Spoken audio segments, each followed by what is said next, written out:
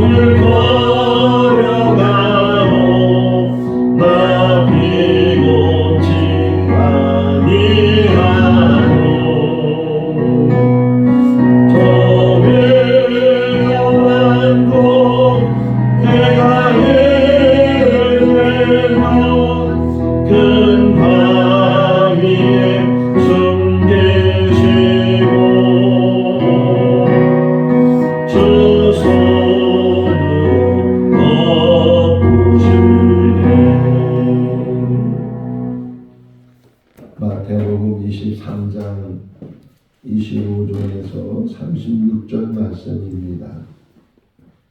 마태복음 23장 25절에서 36절 말씀.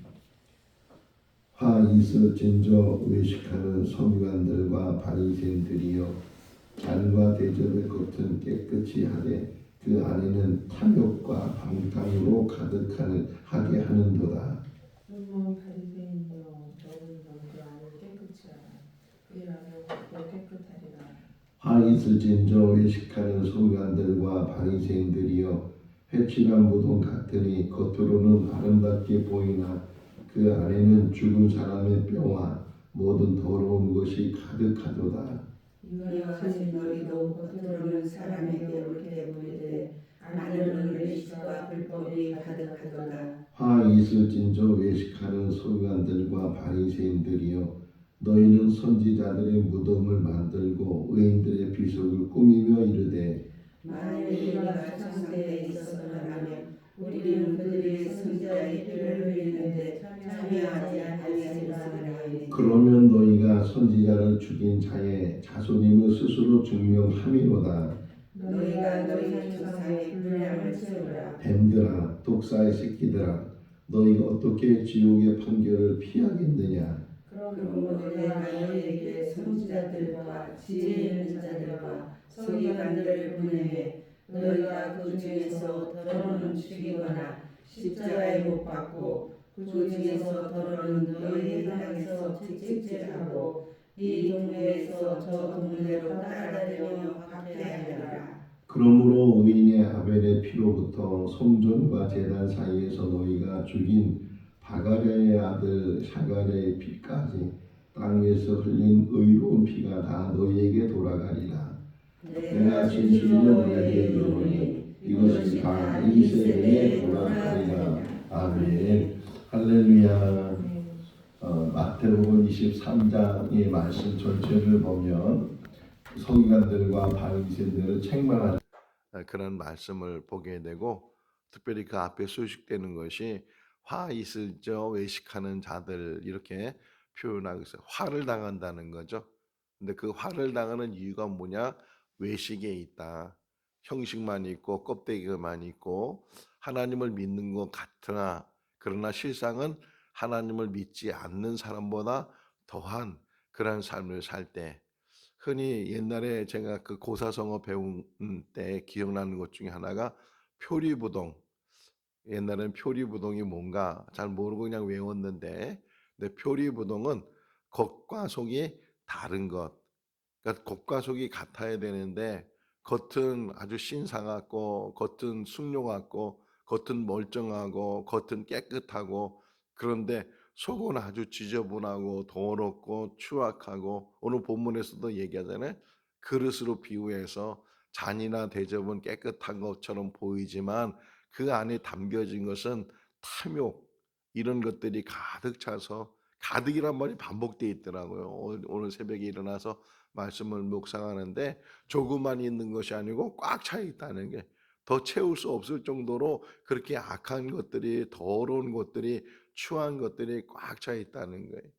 심판을 보면, 노아 홍수 때도 보면 그 악이 만연됐다, 그 악이 가득했다, 이렇게 표현하고 있는 것처럼 소돔과 고모라도 마찬가지로 그 악이 가득 차서 결국은 멸망을 당하고 심판을 받게 되는 그런 모습들을 보면서, 이 예수님께서 지금 이 바리새인들 서기관들한테 책망하시는 말씀이지만, 그러나 이것이 지금 우리들에게도, 오늘 새벽에 일어나서 생각을 해본 것 중에 하나가, 지금 예수님 시대의 이 사람들하고 지금 우리가 살고 있는 이 시대의 우리들하고 하나님 믿을 수 있는 상황이 어느 상황이 더 좋을까? 2000년 전에 하나님을 믿는 그런 상황하고 지금 우리들이 살고 있는 이 상황 속에서 어떤 시대가 또 하나님을 잘 믿을 수 있는 그런 상황일까 생각해 봤는데, 그렇죠.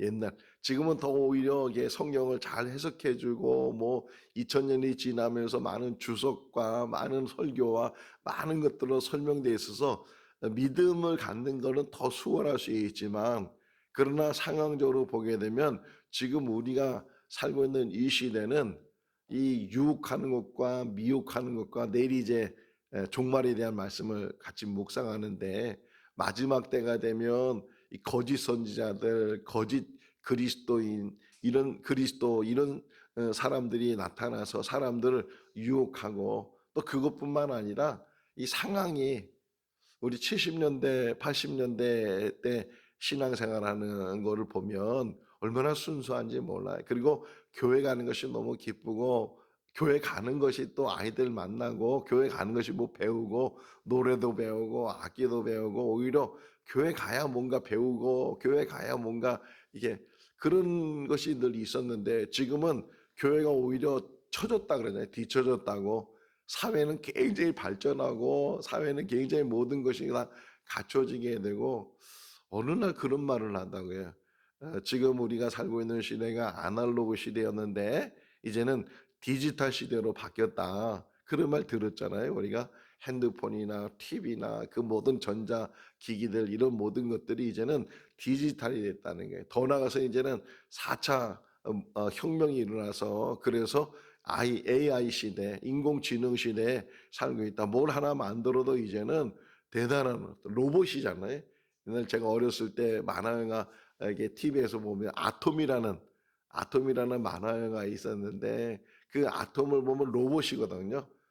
근데 그 로봇이 지금은 실상생활 속에 뭐 청소기도 막 인공지능을 다는 청소기가 로봇이 청소를 다 구석구석 해주고 알아서 자기가 다 닦아주고, 그런 시대에 우리가 지금 살고 있는, 이렇게 과학적으로는 문명적으로는 굉장히 우리가 앞서 있는 그러한 시대에 지금 살고 있지만, 그것이 오히려 하나님을 만나고 하나님과 관계가 있는 데 있어서 큰 장애가 되고 걸림돌이 된다.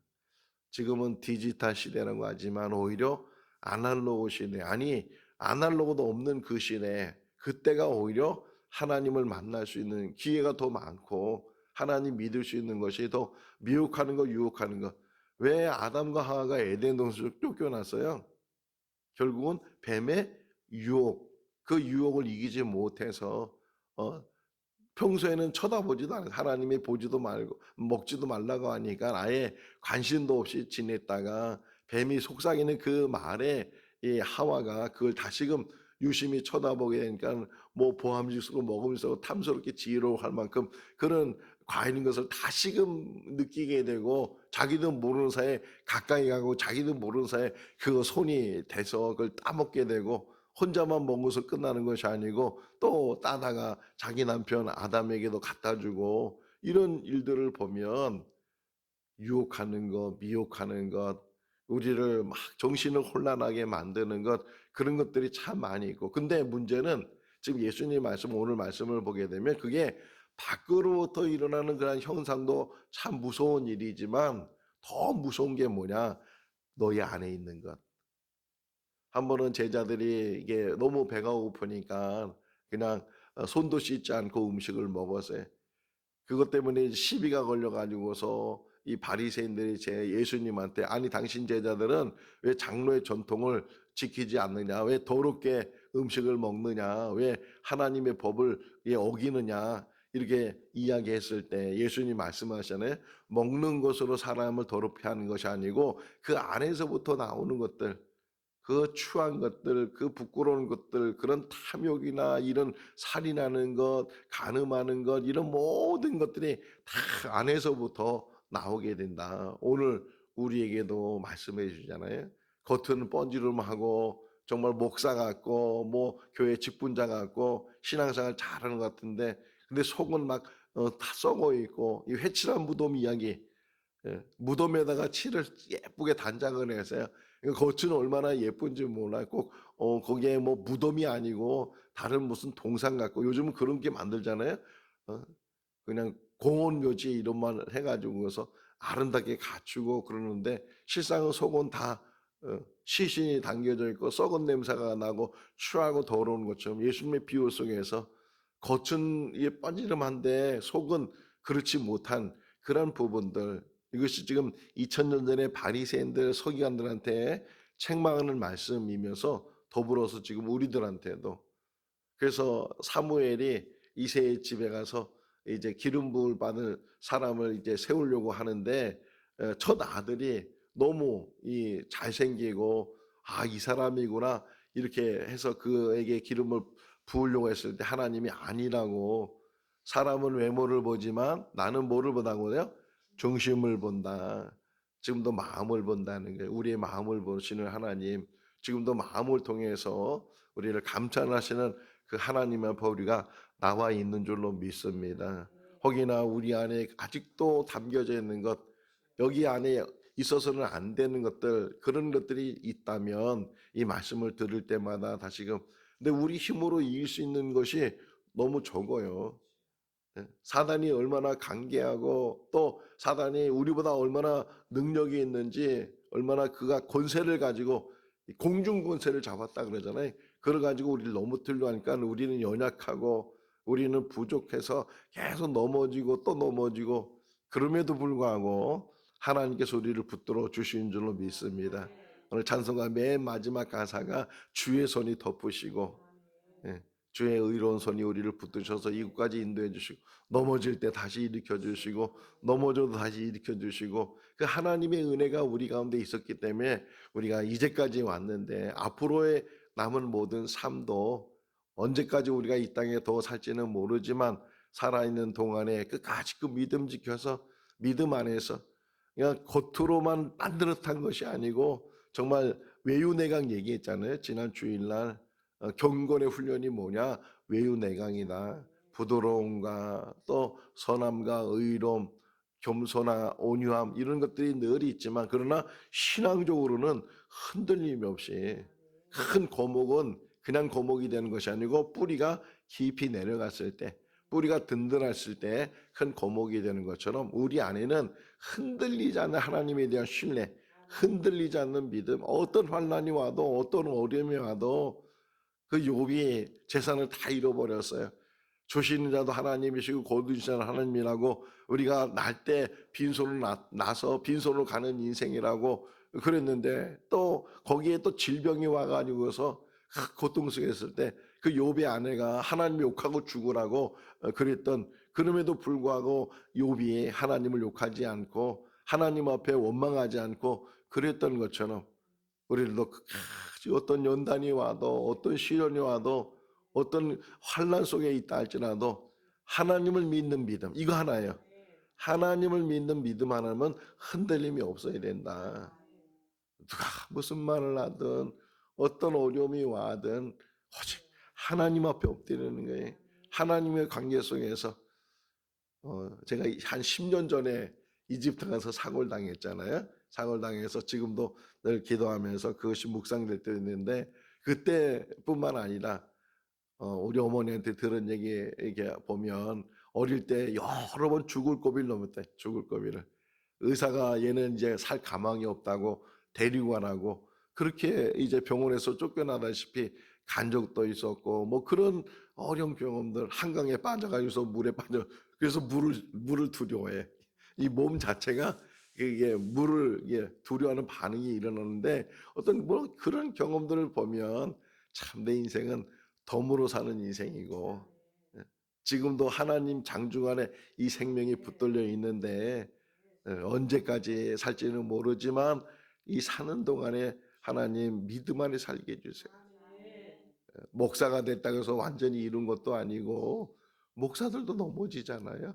마지막 넘어지는 부분들이 오히려 교만해져서 자만해져서 자랑하면서 넘어지게 되는데 끝까지 오늘 이 말씀을 통해서 우리가 화 있을진저 이렇게 책망했을 때 이 바리새인들 서기관들에게 하시는 말씀일 뿐만 아니라 지금 이 시대에 우리 신앙인들에게 우리들에게 하시는 말씀이고 흔들리지 말아라.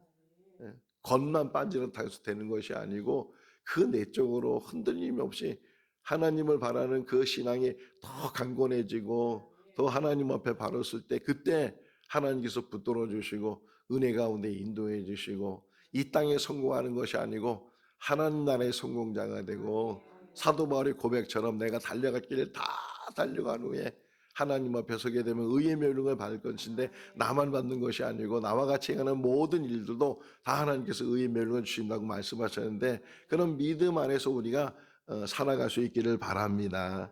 28절 한번 읽어볼까요? 이와 같이 너희도 겉으로는 사람에게 빛과 불법이 가득하도다. 사람들한테 보여지는 것이 전부가 아니라는 거예요. 항상 하나님과 관계는 1대1이라고 했잖아요.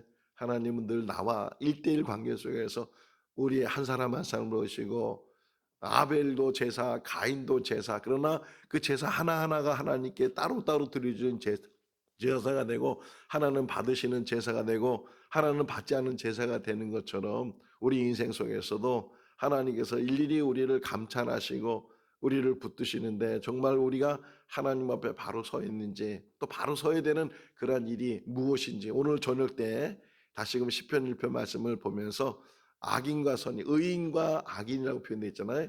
누가 의인이고 누가 악인인가 그런 것을 같이 말씀을 묵상하려고 하는데 한 사람이 의인이 될 수 있고 그 사람이 악인이 될 수도 있어요. 그러니까 따로따로 있는 것이 아니고 그 한 사람이 의인으로 삶을 마칠 수도 있고 또 그 의인이었던 그 사람이 오히려 마지막은 악인으로 삶을 마칠 수도 있다. 그러면 그 사람은 의인이에요, 악인이에요? 그렇죠. 마지막 그 순간이 결정하는 거예요. 마지막 그 순간이 지금은 내가 악한 그런 것을 가지고 있다 할지라도 얼마든지 지금에도 바꾸면 되잖아요. 기회가 있는 거잖아요. 그 악을 버리게 되고 하나님 앞에 온전히 돌아오게 되고 누가복음 15장에 나오는 둘째 아들 이야기 그가 아버지 재산을 다 받아가지고서 아버지를 떠나 먼 나라에 가서 허랑방탕하게 살고 흥청망청 그렇게 살고 그 형의 이야기를 보면 뭐 창기를 만나고 뭐를 하고 그런 방탕한 삶을 살았다가 다 그 재산을 다 이제는 다 잃어버리게 되고 또 기근이 들어서 심지어는 돼지가 먹는 열매도 먹지 못하는 그러한 신세가 됐을 때 아주 중요한 단어를 하나 써놨어요. 여기다. 예수님이. 참 저는 그 내용을 읽을 때마다 뭐라고 써있냐면 스스로 돌이켜. 스스로 돌이켜. 지금도 우리가 스스로 하나님께 돌이키면 하나님을 향하면 방향이 중요하다고 하잖아요. 스스로 돌이켜 자복하고 하나님 앞에 엎드리고 통회하고 눈물로 하나님 앞에 회개하면서 그 죄를 다 고백하면서 주님의 보혈 오늘 이 뒷부분이 피 이야기가 나오거든요. 너희가 선지자들을 그렇게 죽여서 죽인다는 건 뭐야? 피를 흘리게 했다는 거예요. 그 선자를 그렇게 너희 조상들이 그렇게 하나님의 선자를 보낼 때마다 그 선자의 말을 듣지 않고 선자를 죽이고 뭐 예레미야를 죽이고 이사야도 보면은 뭐 어떻게 죽었는지 잘 나오지 않지만 이사야의 죽음을 보면 순교해요. 이사야도 대부분 다 선지자들이 그렇게 순교를 하게 되는데 근데 지금도 예수님 시대도 마찬가지예요. 그렇게 계속 구약 시대의 선자들을 순교시켰는데 지금도 너희가 똑같다는 거예요. 너희가 똑같다. 근데 그들은 아니라는 거예요. 여기 그들 표현을 보세요. 30절 말씀이 그 조상들은 그게 선자를 죽였지만 우리들이 만약 그 시대에 살았으면 우리는 선자를 안 죽였을 거다. 30절 읽어볼까요? 만일 우리가 조상 때에 있었더라면 우리는 그들이 선자의 피를 흘리는데 참여하지 아니하였으리라. 자기들은 안 그랬을 거라는 거예요. 자기들은 예레미야를 안 죽이고 이사야를 안 죽이고 선지자를 안 죽였을 거라고 그렇게 말하는데 실상은 뭐예요? 예수님을 죽이잖아요. 그보다 더한 일을 하잖아요. 예수님 비유 속에서 어떤 주인이 포도원을 다 만들어 놓고서 농부에게 줬는데 이제 열매가 맺을 때가 돼서 세를 받으려고 사람을 보냈다고 하잖아요. 그런데 그 종들을 막 때리고 죽이고 그래서 더 많은 종들을 보냈는데도 더 때리고 죽이고 심지어는 이제 아들을 보내면 혹이나 저들이 내 말을 들을까 하고서 아들을 보냈더니만 야 상속자가 왔다 그러면서 저를 죽이면 이 모든 것이 다 우리의 것이다 이래서 그 아들을 죽이기까지 그러면 정말 그 주인이 가만히 있겠느냐 많은 군사를 데리고 와서 다 그들을 진멸이란 말이에요. 진멸시키고 말 것이다. 심판하고 말 것이다. 이런 비유를 우리가 마태복음에서 읽었잖아요. 여기 보게 되면 우리는 안 그랬을 거라는 거예요. 우리가 그때 그 시대에 있었으면 절대로 선지자를 안 죽였을 거다. 근데 심지어는 선지자가 아니라 하나님 아들이신 하나님이신 그분을 죽이는 일에 가장 앞장서는 사람들이 바리새인들이고 서기관들이고 대제사장들이고 종교인들이었다는 거예요. 지금 그 얘기를 지금 계속 하고 있어요. 자신. 그러면서 하는 얘기가 뭐냐면 32절에 보면 분량을 채운다. 분량. 여기서 제가 또 다시 한번 은혜 받았어요. 뭐든지 악한 것도 분량이 있고 선한 것도 분량이 있구나. 우리가 악한 분량을 채우는 삶이 아니고 선을 채우는 분량. 기도의 분량이에요. 기도. 찬송의 분량, 기도의 분량, 말씀의 분량. 다 하나님이 그릇을 하나씩 줬어요. 넌 이마침 채워, 넌 이마침 채워라, 넌 이마침 채워라. 다 그 그릇을 줬는데 달라야 그릇이 다 다르지만 왜 나는 이렇게 조그만 거 줬어요? 왜 나는 이렇게 큰 거 줬어요? 그렇게 불명할 것도 없고 원망할 것도 없고 비교할 것도 없고 각자의 삶이 다 다르잖아요. 각자의 삶이 다 다른 것처럼 각자의 분량이 다 있는데 그 분량을 채우는 일 하는 게 채우는 일. 탈무드에 나오는 이야기 속에 하나가 이런 얘기가 나와요. 인생을 어떻게 살면 지혜롭게 사는 겁니까? 현자를 찾아갔어요. 어떤 젊은 청년이 현자를 찾아가서 그런 질문을 했어요. 어떻게 살아야 내가 바르게 살 수 있습니까? 그 현자가 왕이었어요. 왕에게 찾아가서 인간다운 삶을 살게 해달라고 내가 어떻게 하면 신앙생활 잘할 수 있냐고 물었을 때 그 현자인 왕이 그 사람에게 그러면 내가 시킨 대로 한번 해봐라. 그러면서 이런 잔을 하나 주고 물을 가득 채워가지고서 그러면서 이 잔을 가지고 쭉 동네를 한 바퀴 도는데 언제까지 돌아와야 되고 이 잔에 있는 물은 엎지르면 안 된다. 만약에 이 잔에 있는 물이 엎지르거나 시간에 맞춰서 돌아오지 못하면 너는 죽을 것이다. 그러고서 이 사람이 지혜를 얻으려고 갔다가 생명이 위태롭게 되었어요. 어쨌든 왕이 시키니까 그 물컵을 들고 가득 채는 물컵을 들고 그 거리를 시간 안으로 돌아와야 되니까 얼마나 긴장되게 했어요. 물이 엎질러지지 않아야 되고 그리고 시간을 맞춰야 되고 그러니까 급하게 이 물을 보면서 급하게 돌아왔어요. 그리고 시간 맞춰서 물을 엎지 않고 돌아왔어요. 간신히 한숨을 쉬고 이제 살았다 그런 생각으로 돌아왔는데 그 왕이 물어보는 거예요. 어디 가니까 뭐가 보였냐.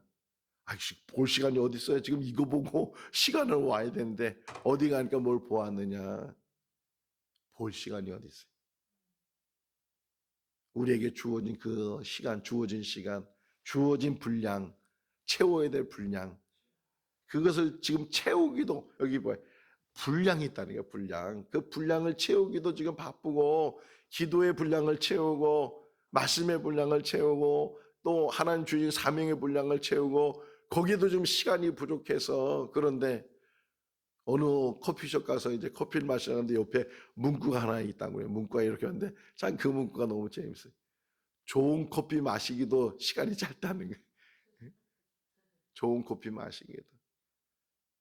우리 인생 짧은 인생 속에 살면서 아무나 통하지 말고 시기나 질투나 이런 거 하지 말고 남이 어떻게 뭐 이러니 저러니 하지 말고 오직 나에게 주어진 이 귀한 시간 돌아오지 않는 이 시간 하루가 지나면 그 다음이 온다고 생각하지만 그 하루는 돌아오지 않는 시간 속에 우리가 살아가고 있는데 내가 하루하루 어떻게 살아야 되는지 그렇다고 해서 뭐 위인이 돼가지고서 나라를 구하거나 그런 인물이 되는 것이 아니고 하루하루 하나님과 함께 사는 거예요.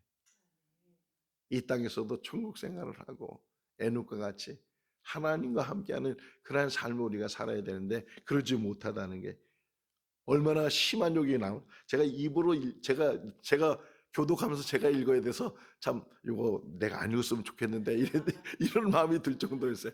한번 보세요. 33절 천천히 한번 읽어볼까요? 뱀들아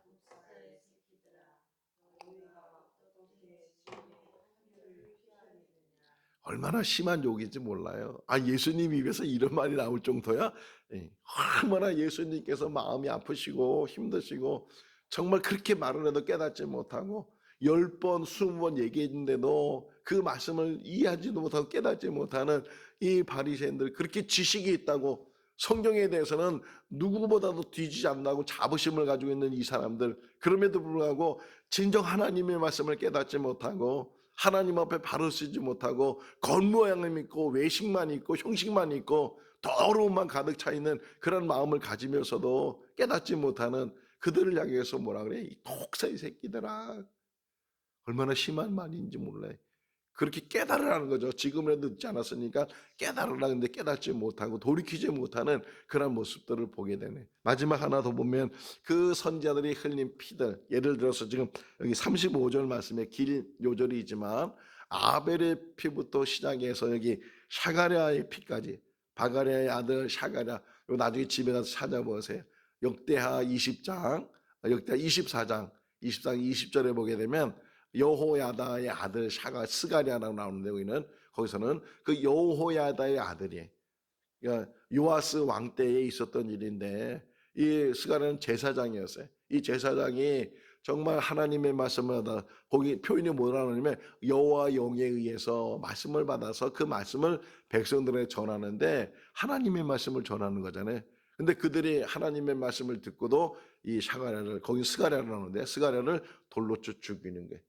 또 요아스도 그 여호야다에 의해서 그가 왕이 돼요. 아달랴에 의해서 피신을 이제 받아서 8살 때 왕이 돼서 그 여호야다에 의해서 보호를 받고, 여호야다가 살아있는 동안에는 하나님을 잘 섬기는 것처럼 보였는데 요아스가 여호야다가 죽고, 그러니까 그 아들까지도 막 돌로 쳐 죽이는 애 같이 방관하고 하는 일들을 보면서 이 선자의 피를 많이 흘렸는데, 그 의로운 피, 그 선자의 피, 근데 결국은 그 피들이 지금 말을 하고 있다는 게, 뭘 말을 하느냐? 주님의 피가 보혈이다, 보혈. 예수 그리스도가 이제는 십자가에서 피를 흘리실 것이고, 그 피로 인해서, 그 피 흘림으로 해서 죽임을 당하게 되지만, 그 피가 인류를 구원하는 피가 되고 대속의 제물이 돼서 그 대속의 제물을 통해서 인류의 모든 죄의 문제를 해결하게 될 것이다. 피 흘림이 없이는 뭐라고요? 죄사함이 없느니라. 예수 그리스도의 보혈이 우리의 모든 죄를 대속해 주신 줄로 믿습니다. 그 의로운 피를 우리가 다시금 깨닫고 주님의 보혈 안에, 주님의 은혜 안에 날마다 믿음으로 승리해 나가는 우리 모두가 다 될 수 있기를 주님의 이름으로 축원합니다. 기도하겠습니다. 사랑이 많으신 하나님 아버지, 화 있을진저 외식하는 서기관들과 바리새인들이여, 이 음성이 우리 귓전에도 들려지게 하시고 우리의 껍데기 같은, 우리의 외식하는 형식만 남아있는 우리 자신을 성찰하는 시간이 되게 하여 주시옵소서. 오히려 우리들은 서기관과 바리새인보다 못한 더럽고 추악한 자들입니다. 악함이 마음에 가득 채워 있으며 더럽고 추함이 우리 마음에 가득 채워져 있는데도 불구하고 깨닫지 못하고 돌이키지 못하는 이런 어리석은 삶을 우리가 살아가고 있습니다. 주님, 이 말씀이 우리의 마음을 치게 하시고 우리의 심령을 치게 하여 주시옵소서.